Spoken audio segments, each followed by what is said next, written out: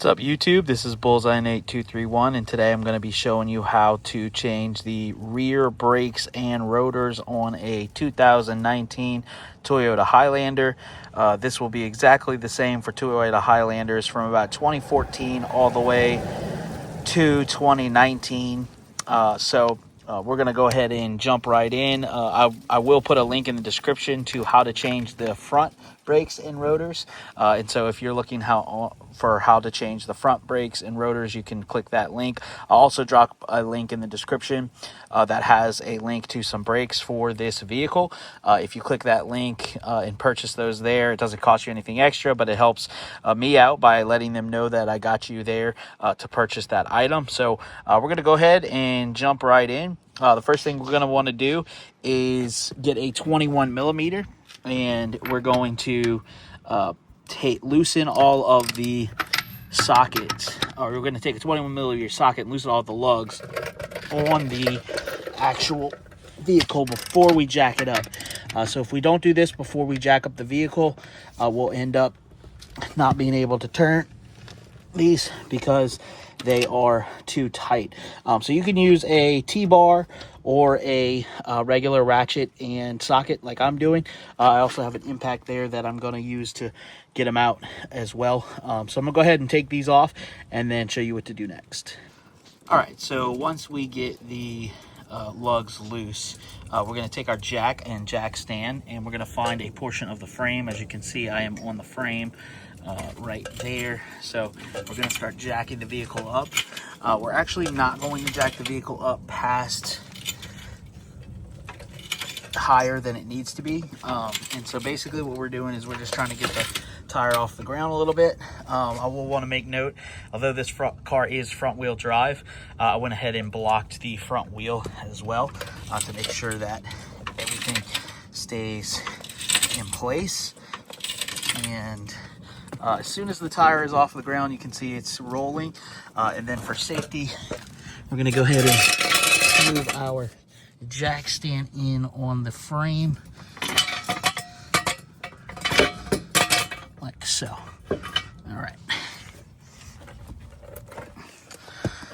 All right, now we're going to come back over here, and I transferred my 21 millimeter to my socket, to my impact. And go ahead and take all of these off. All right.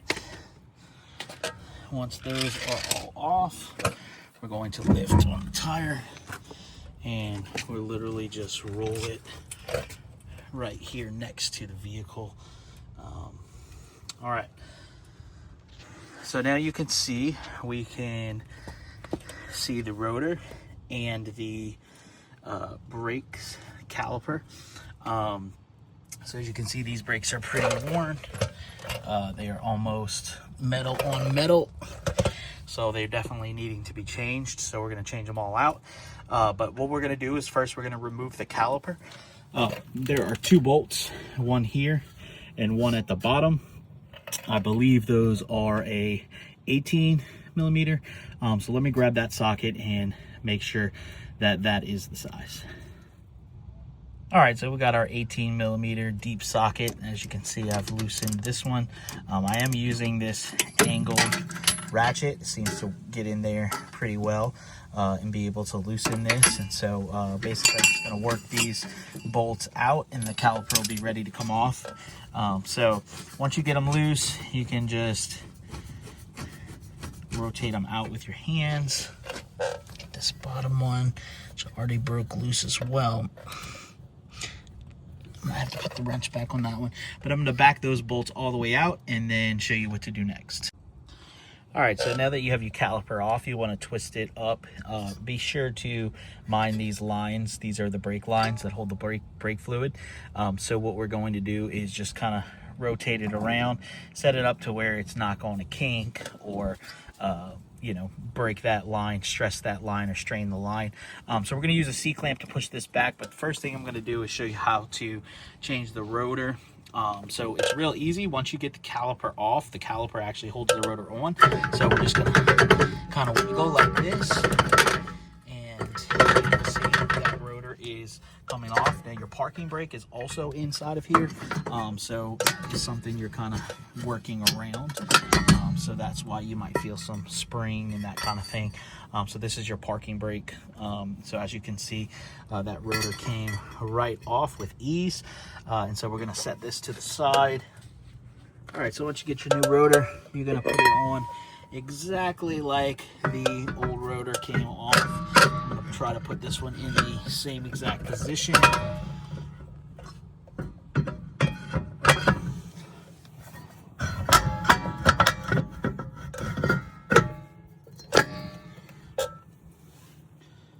All right, so you just put it on just like that. And then you'll also notice there's a hole here. There's actually a rubber grommet in the old rotor, so we're going to go ahead and take that out and put it back in on this rotor as well. All right, that's how you change the rotor. Now we're going to work on the caliper. All right, so in order to put the new brake pads in and to compensate for the thickness of the new brake pads, because as you can see, these are way worn, I removed the top brake pad and I left the rear brake pad in, or the bottom one in. And what I've done is I've got a C-clamp on this actual caliper. And what we're going to do is, you can see I'm against this brake, and we're trying to push this piston back into the caliper. And so in order for us to put new brakes on, we need to basically reset that piston back into the original position, pushed all the way back into the caliper. So I'm just going to keep driving this down till it gets all the way flat on the caliper. And as you can see, this gap is now getting wider because I am pushing it down. And so I'm going to push this all the way down and push that piston all the way back in the caliper itself, and then we'll be able to reinstall the new hardware.